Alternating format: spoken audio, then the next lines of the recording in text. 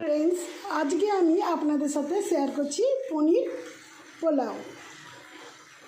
एखाने आमी 3 ग्लास बिरियानी चाल निয়েছি। আপনারা চাইলে बासमती चालও নিতে পারেন বা গোবিন্দভোগ চাল নিতে পারেন।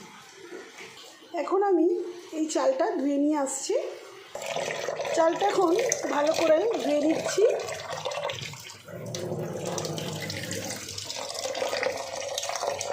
এখন আমি চালটা ভালো করে ধুয়ে জল ঝরিয়ে নিচ্ছি। তারপর গ্যাসের মধ্যে একটি প্রেসার কুকার বসিয়ে নিয়েছি। প্রথমে দিচ্ছি সাদা তেল পরিমাণ মতো, আর দিচ্ছি 1 চামচ ঘি। তারপর দিচ্ছি ফোড়নের জন্য গোটা জিরে, গোটা শুকনো লঙ্কা, তেজপাতা, গোটা গরম মশলা। ফোড়নটা কয়েক সেকেন্ড নাড়াচাড়া করে দিচ্ছি। সুন্দর গন্ধ বেরিয়ে গেছে। এরপর দিচ্ছি কাজু বাদাম, দিচ্ছি কিশমিশ। তেল আর ঘিয়ের সঙ্গে একটু ভাজা ভাজা করে নিচ্ছি। তারপর দিচ্ছি গ্রেট করা আদা। আদার গন্ধটা যাতে চলে যায় কিছুক্ষণ নাড়াচাড়া করে নিচ্ছি।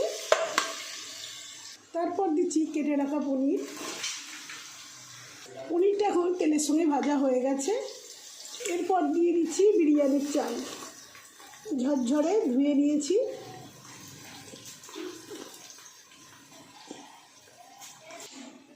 সবগুলো বিরিয়ানির চাল দিয়ে দিলাম।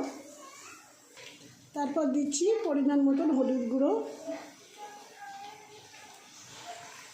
দিচ্ছি স্বাদ মতো নুন,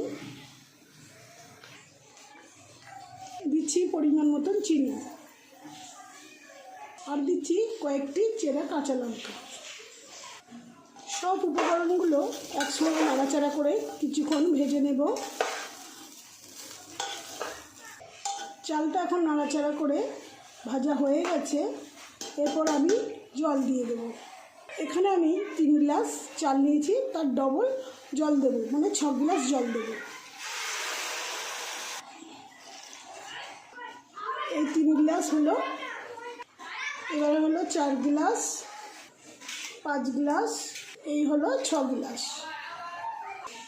এখন একটু ভালো করে নাড়িয়ে দিচ্ছি। এখন আমি এটা বন্ধ করে দিচ্ছি। একটা সিটি দিয়ে বন্ধ করে দেব। এখন একটা সিটি পড়ে গেছে, প্রেসারটা আমি তুলে নেব। পনির পোলাওটা রেডি হয়ে গেছে। খুলে দেখিয়ে দিলাম, দেখুন। এটা কিন্তু ঠান্ডা হয়ে গেলে একদম ঝরঝরে হয়ে যাবে। আপনারা সকলে কিন্তু বাড়িতে একবার অবশ্যই ট্রাই করবেন। এখন আমি পরিবেশন করার জন্য রেডি করে নিয়েছি। এই পোলাওটা কিন্তু কষা মাংস বা তন্দুরির সঙ্গে অসাধারণ লাগে খেতে। এখানে আমি কষা মাংসর সঙ্গে পরিবেশন করব। রেসিপি যদি ভালো লাগে লাইক, শেয়ার, কমেন্ট করে দেবেন। আপনারা সকলে ভালো থাকবেন, সুস্থ থাকবেন। ধন্যবাদ।